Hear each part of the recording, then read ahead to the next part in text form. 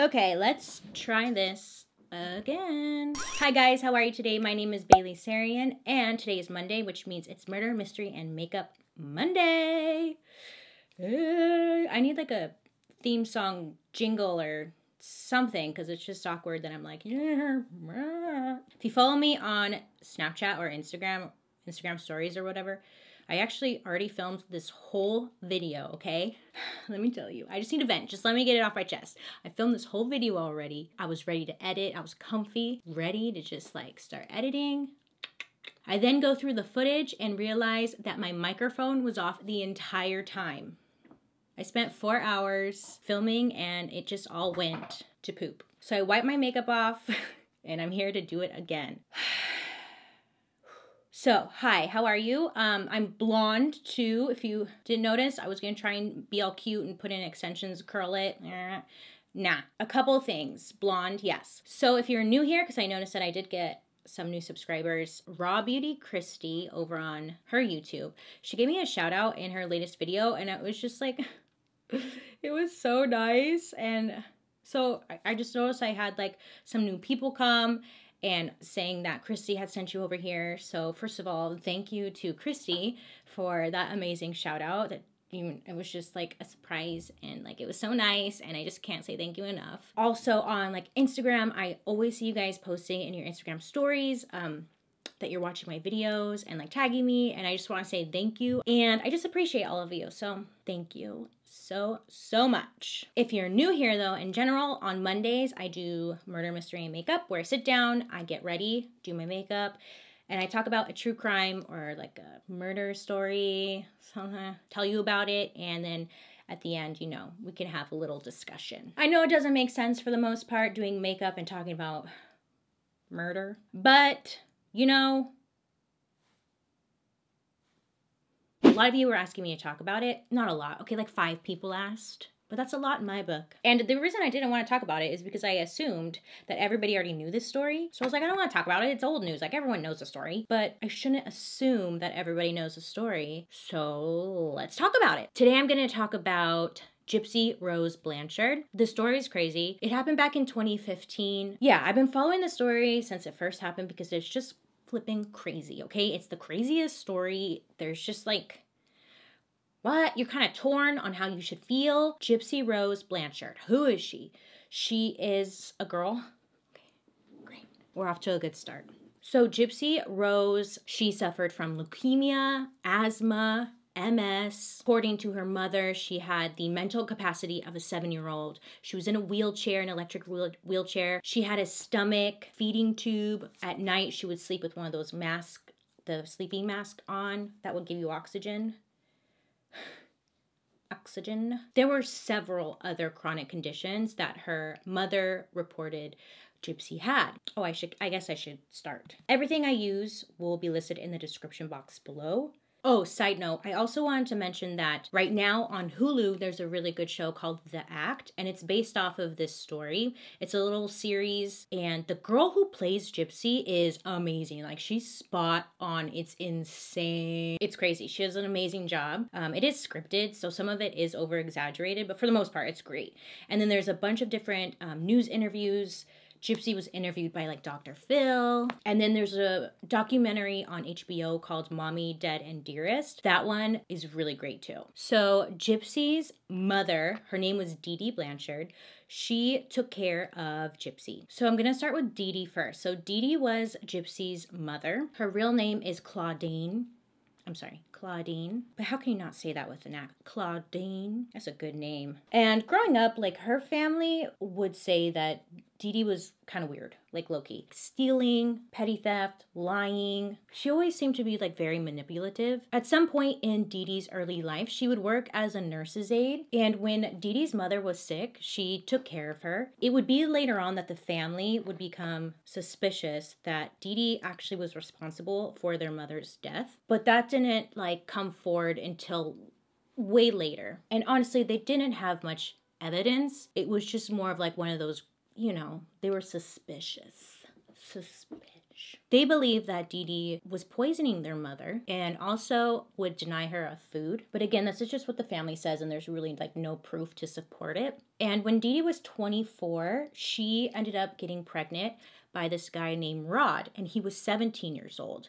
Now, Rod and Dee Dee decided to get married because they thought it was like the right thing to do at the time, you know, and then they had a baby, and they named their daughter Gypsy Rose. And then shortly before Gypsy's birth in July of 1991, that's when the couple separated. Rod was reported saying that he got married for all the wrong reasons. So once the marriage ended, Dee Dee took Gypsy Rose and they moved in with Dee Dee's father and her stepmother. So at 3 months old, that's when Dee Dee expressed that she believed Gypsy had sleep apnea and began taking her to the hospital, where they had overnight stays with a sleep monitor, and it became very frequent. Like, they were at the hospital a lot. When she was staying at the hospital for the sleep apnea, they concluded that she did not have this condition. Dee Dee stood by the fact that there was just something wrong with Gypsy. Like, she just knew something was off. When Gypsy was 7 or 8, she was riding her grandfather's motorcycle, and they actually got into a small accident. She suffered an abrasion to her knee, and Dee Dee said that it would require several surgeries to treat it properly.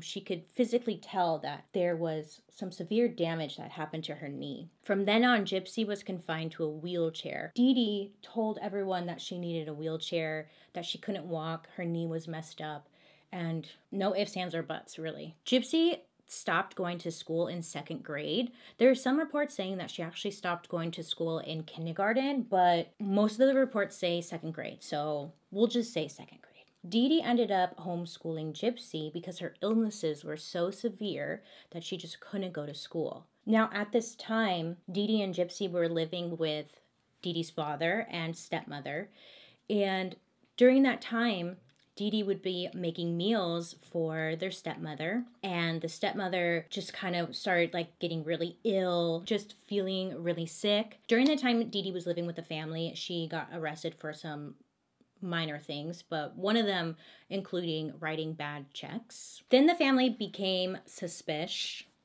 When Dee Dee wasn't around, their stepmom felt perfectly fine.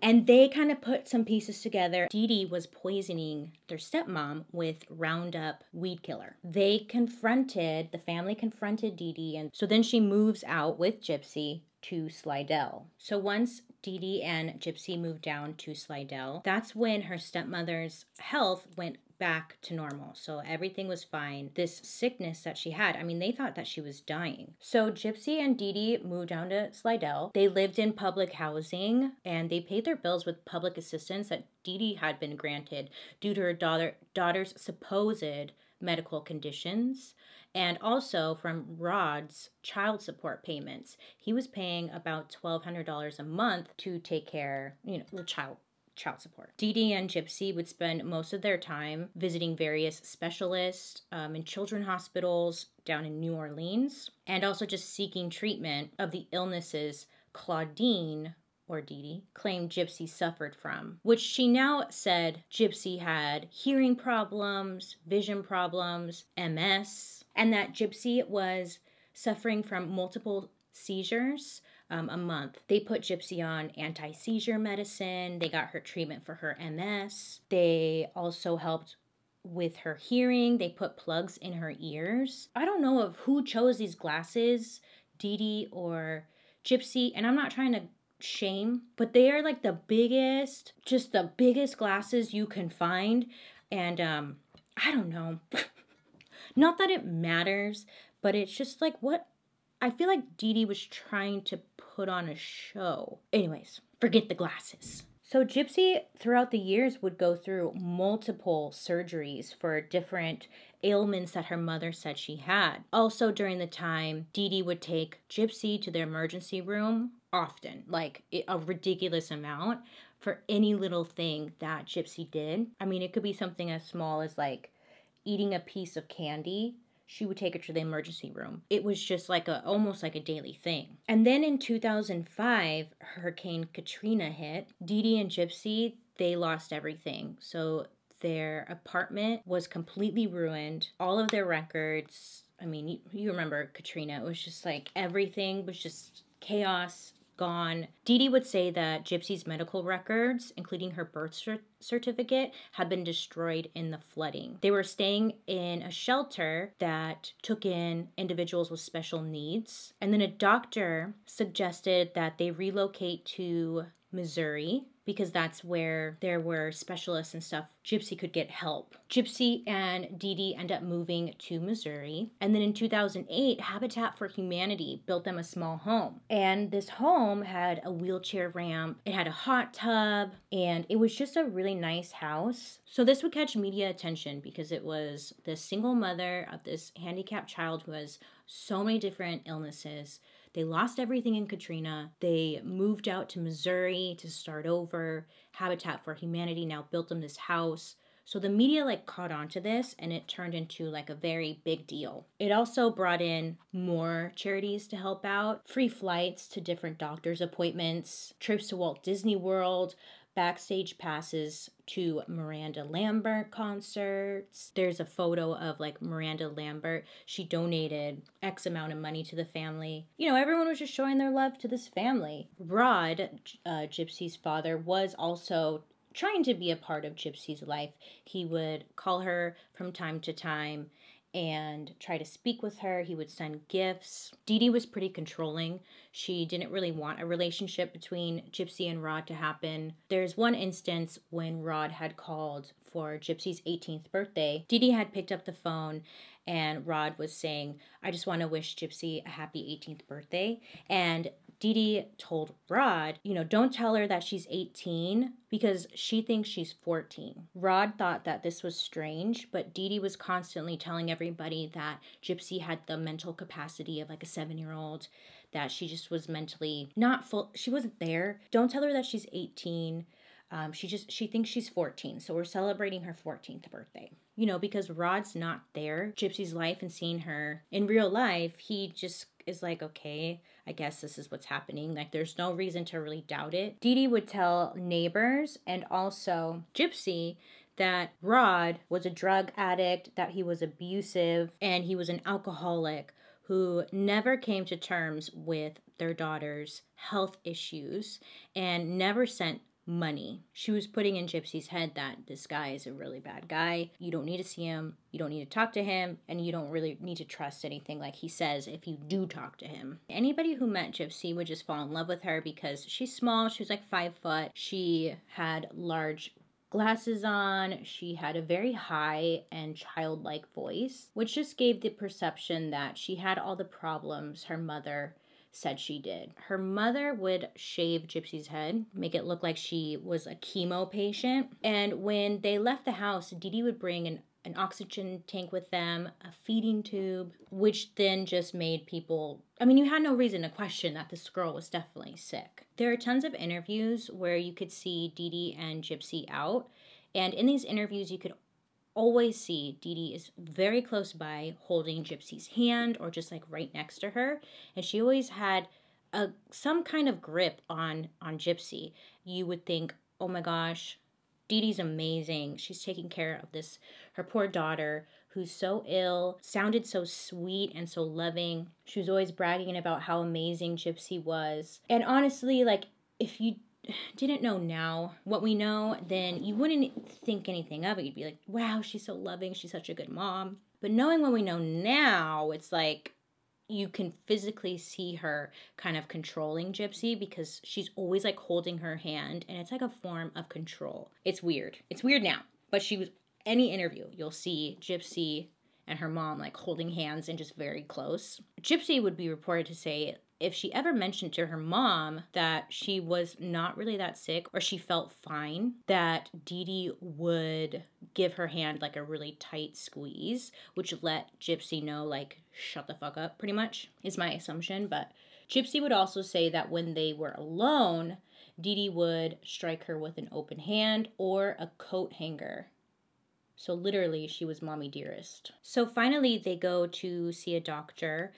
He's a neurologist and became suspicious of the MS diagnosis that supposedly Gypsy had. He ordered MRIs and blood tests, which he ended up finding no abnormalities, so nothing wrong with Gypsy. And he asked Dee Dee, like, why can't she walk? She seems to have muscle in her legs. Like, why isn't she walking? And when the doctor brought this up to Dee Dee, it made her upset. She left and she never went back to that doctor again because he didn't give her the answer that Dee Dee wanted. So this made the doctor suspicious. Okay, well, what's going on? Like, everything seems to be fine. So he asked Dee Dee for some background records, but Dee Dee said, oh, we lost everything in Katrina. So I don't have anything. So the doctor ended up making some calls to her previous doctors, and the tests that these doctors had run, also the MS was proven to be not a thing. Like, all the documents and the blood work and stuff, it showed that there was nothing wrong with Gypsy. So right there, the doctor is like, okay, there's something going on. The doctor ends up writing in Gypsy's report that he believes Gypsy does not have MS or any type of illness that he can find. The doctor believes Munchausen syndrome by proxy. He put this in his notes, okay? Now, one of the frustrating things with this is that the doctor felt like there was something suspicious going on, but when he spoke to different colleagues, they pretty much told him to give up the suspicion because, you know, this family had been seeing the doctors for X amount of years. It was just like a highly respected and loved family that nobody would believe him. So don't even bother. There's a tip put out to the police from an anonymous caller. I'm going to assume it was probably the doctor, but it was an anonymous caller. Now, this caller told the police that they believe Dee Dee was mistreating Gypsy, that she wasn't sick, that Dee Dee was using different names and birth dates for herself and her daughter. They suggested that Gypsy was in better health than they claimed. Officers who performed the wellness check, they accepted Dee Dee's explanation that she used the misinformation to make it harder for her abusive ex-husband to find her and Gypsy. The file was quickly closed. It's so frustrating and so sad because poor Gypsy is just being taken advantage of by Dee Dee and was putting Gypsy on a ton of different medications. So they had every medication you can think of. When they did a wellness check, it was like Dee Dee had given Gypsy some medication that made her kind of drowsy and like drooling and stuff, and it just seemed like Gypsy was indeed mentally handicapped. Dee Dee, because she was a good talker, she was very sweet, she was always like one foot ahead of everybody. She knew what to say, she could persuade anybody, and why would she be lying? But poor Gypsy is just like, ugh, somebody help me, but unfortunately, like, nobody could help her. Oddly enough, like, I think it's odd that no other doctors would be questioning what was going on with Dee Dee and Gypsy. There was only one report of one doctor out of the hundreds that they saw. One doctor thought that there was something weird going on. So honestly, like, I could understand that maybe nobody would believe him because everybody else has been going along with it. Why would everybody else be lying? Yeah, it's just weird that nobody else really questioned it. So then 2010 rolls around. Gypsy would use the computer when her mom went to bed. So I guess her mom would take like sleeping medication, so it would make her sleep pretty heavy. Gypsy would sneak onto the computer, and just internet was the only way that Gypsy really could escape. I mean, when you're a teenager, it's like you already start to get curious about boys or girls and just sex and dating, and you're just kind of like in this weird hormonal confused state, you know. Eventually Gypsy would come across dating websites where you can meet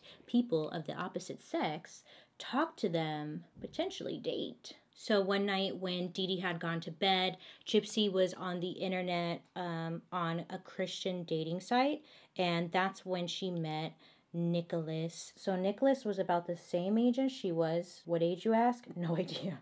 No idea how old she is. So Nicholas had some issues of his own. He had a criminal record for indecent exposure and a history of mental illness. His family said that he was autistic as well. Next door to Dee Dee and Gypsy, there was a woman and her daughter living there. Her daughter was 24 years old and occasionally would hang out or talk to Gypsy. Gypsy would consider her to be like her older sister. They didn't get to like hang out often because Dee Dee didn't like her and didn't really want them to hang out. Dee Dee didn't want Gypsy getting close to anybody pretty much. Gypsy ended up confiding in her and saying that she met this guy online, that she was going to marry him. The neighbor had told Gypsy to be careful. You just never know who you're talking to on the internet. It could be a predator. Yes, she just remembered that conversation, which would come into play later.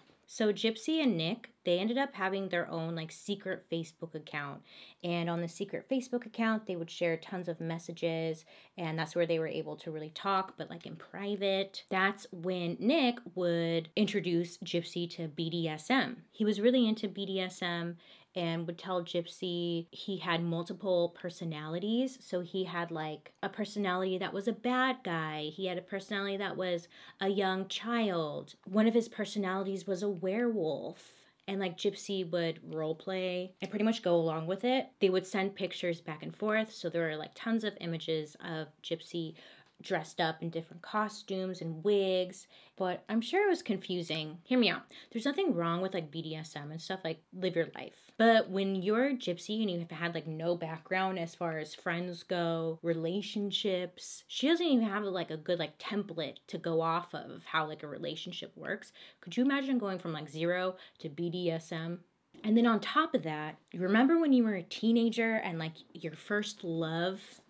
Oh God, your first love, it's like you're obsessed with this person. Nothing in the world matters, no matter what anybody tells you. It's so stupid. When you get older, you're like, dude, what was I doing? That's how Gypsy was feeling. Like, this is it. This is all I have. Yes. So they would communicate on Facebook in their like secret Facebook account and stuff. So eventually, Gypsy wanted to meet Nick in person versus just communicating through these messages. So they came up with a plan to like meet at a movie theater. So Gypsy sent Nick money and the plan was to have like a run-in at the movie theater. So Nick was going to show up to the movie theater alone. Gypsy was going to like strike up a conversation with him as if she had no idea who he was, and then invite him to come sit down with Dee Dee and Gypsy in the movie theater. And that was going to be the way to like intro Dee Dee to Nick so they could potentially date. Again, Dee Dee went with Gypsy everywhere. They never really went anywhere unless it was to the doctor's office. So meeting at a movie theater was like really the only way they could do it. So they actually went along with this. Gypsy and Dee Dee went to go see the new Cinderella movie, the live action one. And then Nick went as well alone. So he goes alone and then they have like this run-in and Gypsy invites Nick to come sit with them. And then Dee Dee she just doesn't like it. She's like, who is this guy? He's at a Disney movie by himself. Like the whole thing is just kind of weird. It was later mentioned that Gypsy and Nick, they snuck away to like the bathroom. And in the bathroom, that's where they had sex for the first time in a bathroom stall. Nick would say that like Gypsy forced him to do it. I'm confused because like both of them said it in an interview. I'm just confused, like, when they got time to be away from Dee Dee. I just don't see when Dee Dee would actually allow Gypsy, like, out of her sight. But I guess that's what happened.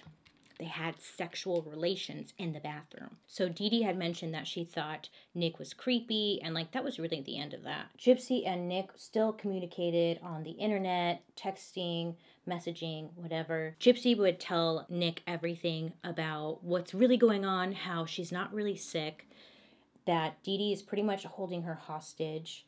She can't escape. She can't get out of Dee Dee's sight. Just everything that was going on. So she like spilled everything. Nick would tell Gypsy like, oh, I'll be your savior. I'll be your Prince Charming. I'm going to save you. I think it was probably brought up like, oh, by Nick, do you want me to like kill her? Gypsy wouldn't really go along with it. It's just kind of an idea, but it's not like a real thing that they're gonna do. Anyways, so one night, Gypsy and her mom, Dee Dee, get into a fight. Gypsy ends up messaging Nick saying like, okay, I want to do it. I want you to kill my mom. So they had come up with this plan for Nick to kill Dee Dee so Gypsy could be free. So Nick came down to Gypsy and Dee Dee's home, and Gypsy was messaging Nick saying, I have duct tape, gloves, and a knife for you, and to be quiet, that the front door is squeaky. Yeah, she's ready. Nick would tell her to hide into the bathroom and cover her ears so that she wouldn't have to witness her mom dying. Nick ends up going into Dee Dee's bedroom when she's asleep. Dee Dee wakes up, she yells for Gypsy,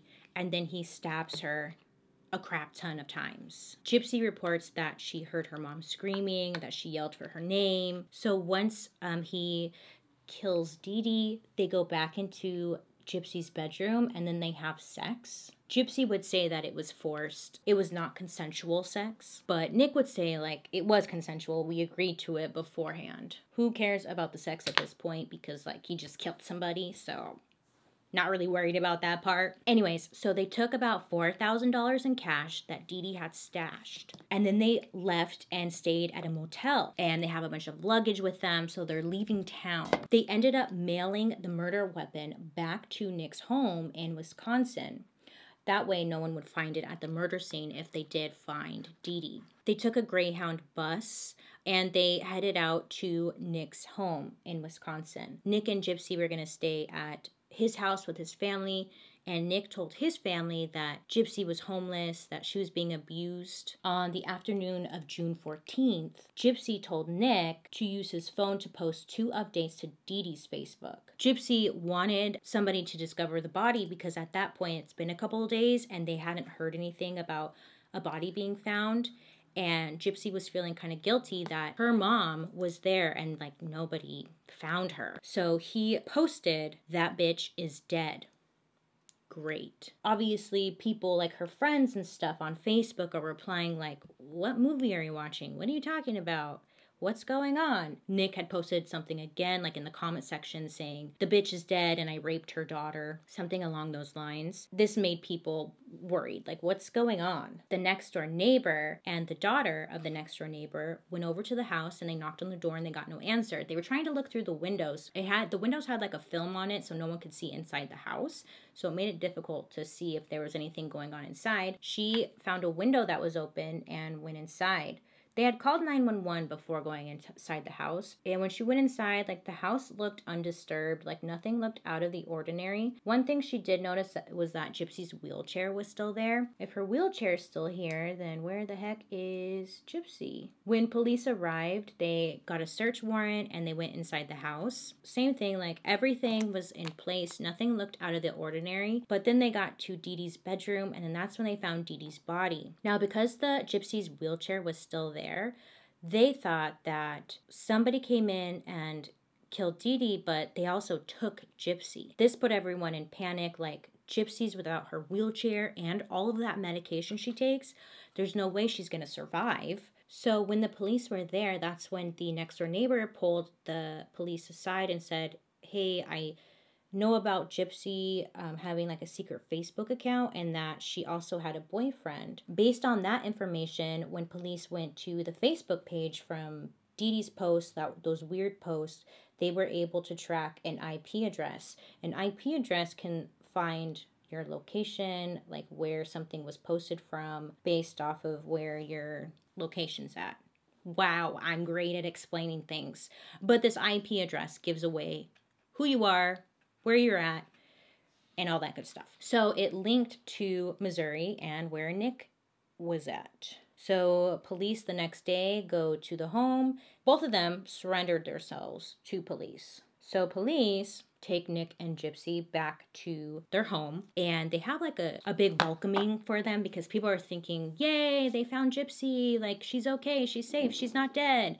But then the police do a press release type of thing where they're like, actually, you know, not everything is as it seems, and please don't donate your money to this GoFundMe page because it might be a fraud or scam. So the media soon reported that the truth behind Dee Dee and Gypsy, and that Gypsy had never been sick and she was always able to walk, and that her mother was making Gypsy pretend otherwise. So this was shocking news to the whole town. I mean, this is the Golden family. This is the family that everyone's donated money and time to and just like supported and stood by. And so Nick and Gypsy were both taken to be questioned. Nick spilled everything. He was like, here's what's going on. Here's the truth. We've been talking. Gypsy asked me to kill her mom. It was the only way for Gypsy to get out. But he stood by the fact that it was Gypsy's idea, that he did it, yes, but it was mainly because of Gypsy. And then in Gypsy's interview, she like just sat there and they came in and they're like, so Gypsy, you know, your mom's been found dead. And Gypsy just like starts pretend crying, trying to be shocked like she had no idea. And she's a terrible actress. Eventually, the person questioning, we know you're a part of this. Nick already spilled all the beans. Like, you're outed. Just tell us what's going on. Tell us the truth.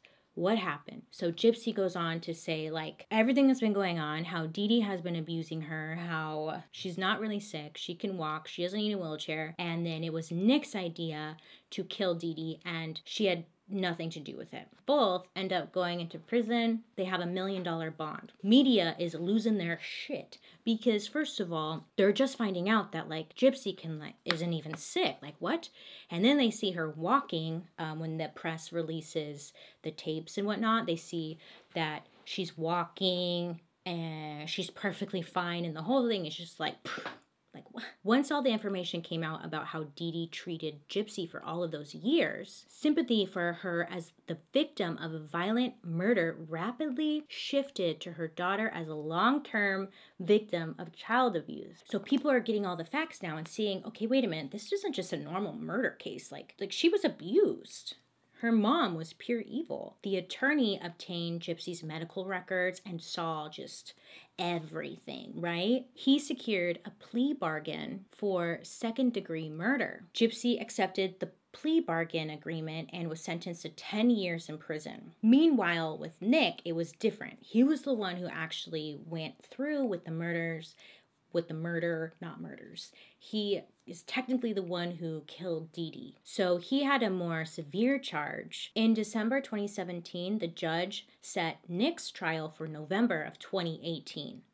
So this is a long-ass process. Like, Gypsy's case was closed in 2015. For Nick, it wasn't closed until 2018. Why the delay? No idea. I don't understand why it works like that. I'm sure someone out there watching will probably have the answer. Let us know down below in the comments if you know why. And then his lawyers were saying, well, Nick is autistic and Gypsy is the one who suggested Nick go through with it and pretty much convinced him to actually go through with the killing. Jurors had the option of finding Nick not guilty or guilty for one of the 3 murder charges: involuntary manslaughter, first-degree murder, or second-degree murder. It took the jury 2 hours to come up with a verdict, and they found Nick guilty of first-degree murder and armed criminal action. And then in February 2019, so just last month, he was sentenced to life in prison for the murder conviction. So both of them are found guilty. Gypsy is in prison for 10 years. Gypsy will be up for parole in 2024, and she'll be 32 years old, whereas Nick is in prison for freaking life, dude. That's insane. Turns out, if you didn't catch on, because I don't think I officially said it, Dee Dee was keeping Gypsy sick. Gypsy, after lots of testing, when she was in jail as well, the only thing they found wrong with her was her eyesight. Everything else was fine. She was normal, she's a normal person, and she had no illnesses, which is like insane. Dee Dee was keeping Gypsy really sick. There are images of Dee Dee's cabinet. It's more like a pantry, and this pantry is just filled with different medications. I mean, every medication you can think of is in this pantry. And she was always giving Gypsy something. There was always something that Gypsy needed, and there was always something wrong with Gypsy. And this poor girl just got older, she became a teenager, and she just couldn't flip and take it anymore. Oh, actually, I forgot to mention, when she was on trial, that's the first time everybody heard that Gypsy was 23, I think. She was 22 or 23 years old, and people were like, she can walk, she's not 6, and she's 23. She looks like she's 15, if that. So people are just losing their shit. A lot of people kind of find the conviction on both ends unfair. And I kind of agree. So with Gypsy, she should have to pay some kind of price because she went through with killing her mother.